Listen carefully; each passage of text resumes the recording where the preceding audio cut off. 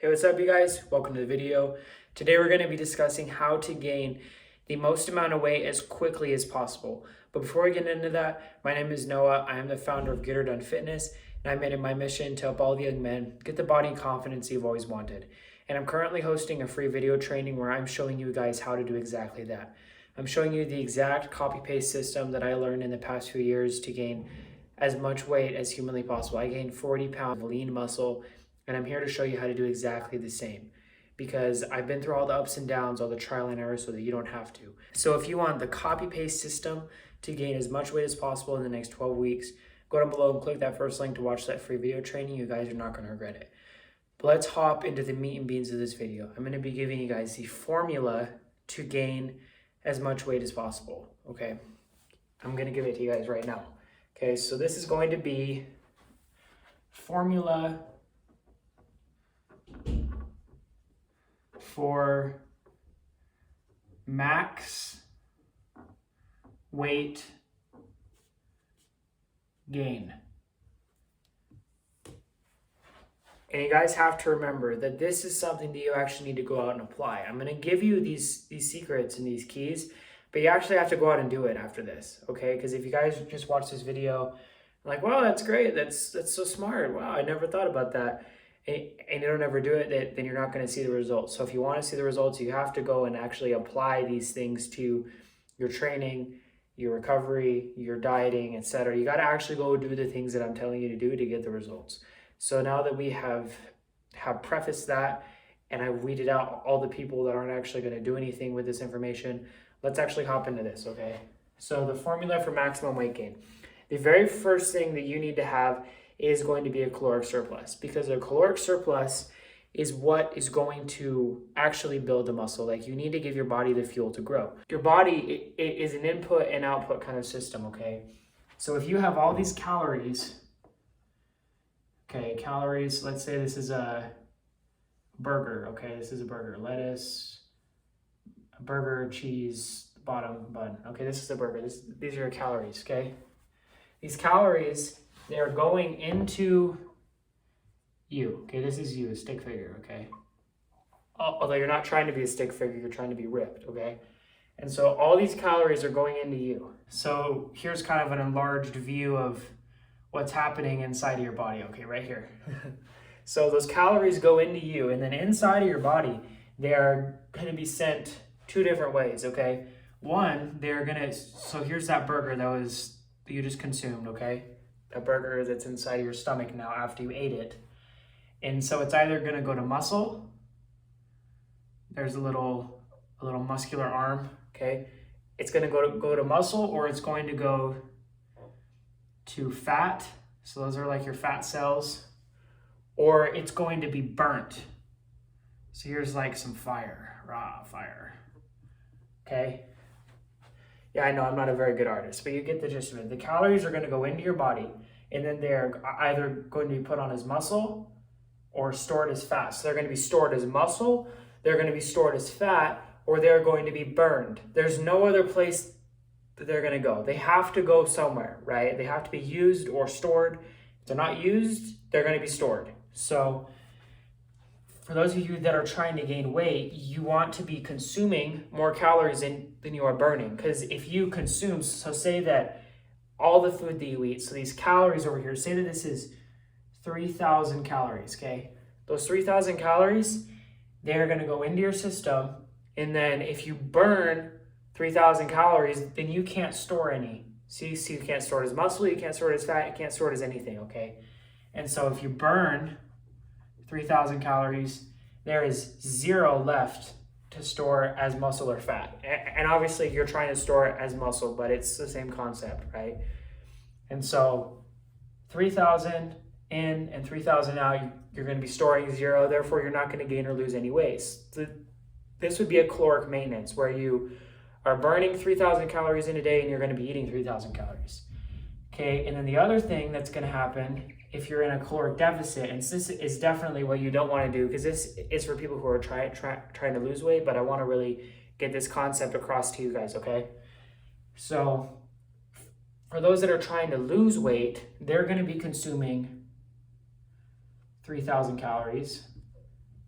and then they're going to be burning, or excuse me, that isn't very realistic if you're trying to lose weight. So if you're trying to lose weight, say you're consuming 2,000 calories, okay?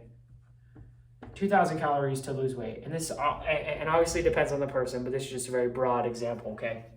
2,000 calories to lose weight. So those 2,000 calories are gonna go into your system.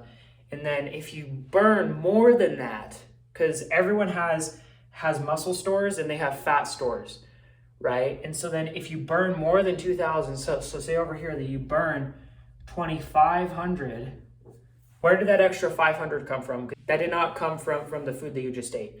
So where did that 500 come from? Because you had to get it from somewhere, because you burned it.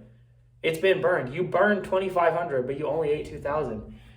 That extra 500 is going to come from either your fat stores or your muscle stores. For people who lose weight, they are going to lose either fat or, if they're like big and they have muscle, but they're not eating enough, they're going to lose muscle, because it's going to come from either or. But obviously, if you don't have a lot of muscle, it's probably going to come from your fat. But regardless, though, that is the main concept for losing weight, okay? It's still calories in, calories out, but you're simply going to be consuming less calories than you're burning, so those extra calories are going to come from your fat stores, okay? And then if you want to bulk, so if you're going to be bulking, you want to gain muscle, you want to gain weight, which all of you that are watching this video, that's what you're here for. So for your calories, say that you are consuming 4,000 calories, okay? So if you're eating 4,000 calories, okay, and then you burn 3,000 calories in a day, where are those extra 4,000 calories going to go? They have to be, if they're not being used, they have to be stored. And so as you know, they're going to be stored because they're not being used. And so they're going to be stored as fat, or they're going to be stored as muscle. And obviously you want them to be stored as muscle. So how do you get them to be stored as muscle? So this is going to be the next part of this, but let me finish this off quick. So in short, you have to be in a caloric surplus to gain weight. To gain muscle, you absolutely 100% have to be in a caloric surplus. There's no ifs, ands, or buts, okay? That has been covered. But how do you get your body, because it has two options. It can store this as fat, or it can store it as muscle. Or excuse me, it can store the extra 1,000 as fat, or the extra 1,000 as muscle. It's not going to store that because that's what you burned. And so now we're going to get into that. How does your body know to put it on as muscle or to put it on as fat? So now that you're eating in a caloric surplus, that is one of your bases covered. But now you need to cover the other bases, okay? How does your body know to put it on as muscle? Well, it knows to put it on as muscle because you are giving it a stimulus. You're giving it a reason to grow. Your body needs a reason to grow. So here's your muscle. It's flexing, right? Okay. So there's your muscle, and your body needs a reason for this to grow. See, it wants to stay like this. It wants to stay in what's called homeostasis. But homeostasis is a fancy word for not changing. It's a fancy word for being stable. So no change. It doesn't want to change. Because change is hard on the body. Like, it wants to stay how it is naturally. That's your natural reaction to things. It doesn't want to change, okay? So you have to give it a really, really good reason to change. That reason is going to come from the stimulus from your environment. And so in short, the stimulus from your environment is going to be you training in the gym. Let's say that you go in and you train 6 days a week and you do all the different exercises, you train super hard, you go in, you go to failure, etc. You're just training hard in the gym. You're going in and you're training harder than your last session. You're lifting more weight than last time. You are, you're doing more reps, etc. Okay, and so what's gonna happen is you're giving it that reason, because right now, its current workload that it can handle is, it's like the maximum amount of weight. So say that you, like, I'm just using this as an arbitrary number. Say 1,000, it can handle 1,000, okay? Say that it can handle 1,000. So if that's, doing 10 sets of 10 with a 10-pound dumbbell, or if that's doing, 5 sets of 10 10 reps with a 20-pound dumbbell. I don't know, but the point is that its current workload is 1,000 units, okay? And then if you give it, so if you just barely squeeze past that barrier, right? So if you give it 1,001 units, and so if you train just a little bit harder, like, you know, that last rep, you just barely get it in, right? Or you just barely get it in, that last rep, that is going to be all that it takes to push it past that limit, to break past that barrier.